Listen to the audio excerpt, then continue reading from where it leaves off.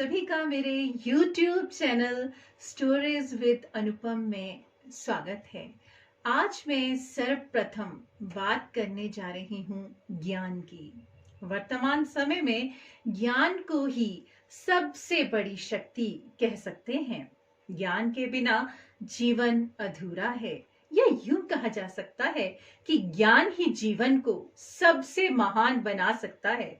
ज्ञान केवल हम शिक्षा को नहीं कह सकते, किसी भी वस्तु की जानकारी प्राप्त करना ज्ञान कहलाता है। ज्ञान एक ऐसा माध्यम है जिसके द्वारा हम हर समस्या का समाधान आसानी से कर सकते हैं।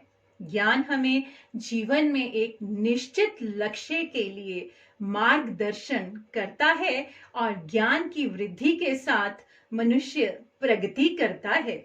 हम मनुष्य रूप में शक्तिशाली होने की भूमिका को निभाते हैं, क्योंकि हम अपने ज्ञान का प्रयोग अपने व अन्य जीवित प्राणियों एवं प्रकृति को सशक्त बनाने के लिए करते हैं। ज्ञान हमें एक ही समय में हमें बना सकता है और नष्ट भी कर सकता है। जीवन के विभिन्न पहलुओं में ज्ञान महत्वपूर्ण भूमिका को निभाता है। एक पढ़ा लिखा व्यक्ति किसी कठिन समस्या को दूर करने के लिए दिन प्रतिदिन की अपनी समझ के आधार पर समझदारी से निर्णय ले सकता है, परंतु कभी परिस्थितियों के चलते मनुष्य कोई निर्णय लेने में असमर्थ होता है।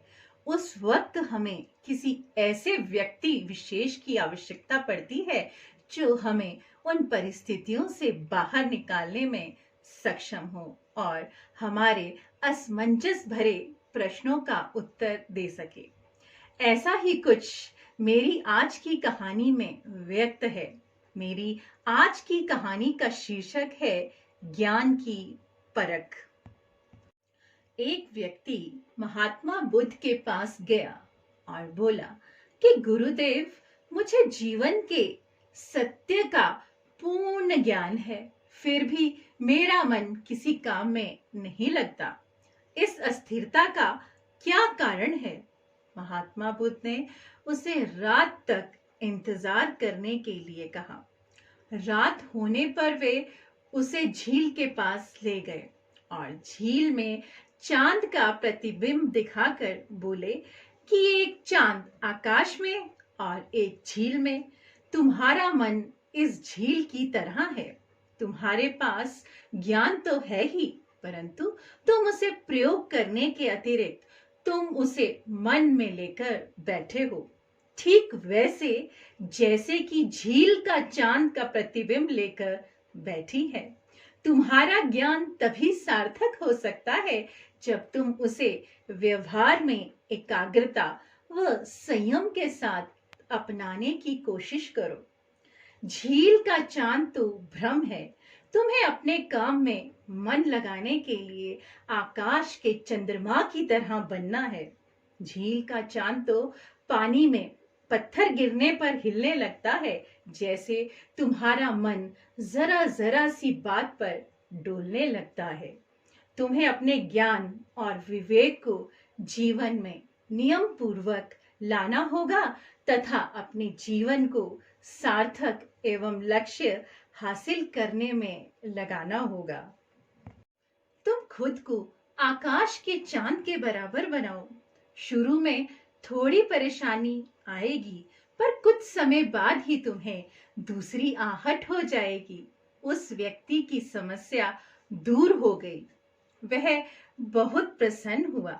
उसने महात्मा बुद्ध के चरण स्पर्श करते हुए कृतज्ञता व्यक्त की और वहां से लौट गया। इस तरह हमने कहानी के माध्यम से देखा कि ज्ञानवान मनुष्य में ज्ञान तो होता ही है, परंतु कई बार हमें उस ज्ञान को टटोलने की आवश्यकता होती है। मैं अंत में इतना ही कहना चाहूंगी, ज्ञान एक अभिव्यक्ति का माध्यम है। ज्ञान एक अभिव्यक्ति का माध्यम है। इसे जितना समझो उतना कम है।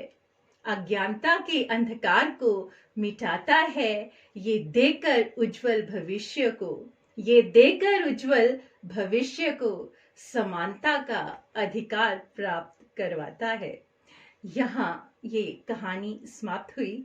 अगर आपको मेरी कहानी पसंद आई हो तो कृपया लाइक, शेयर और सब्सक्राइब जरूर करें। धन्यवाद।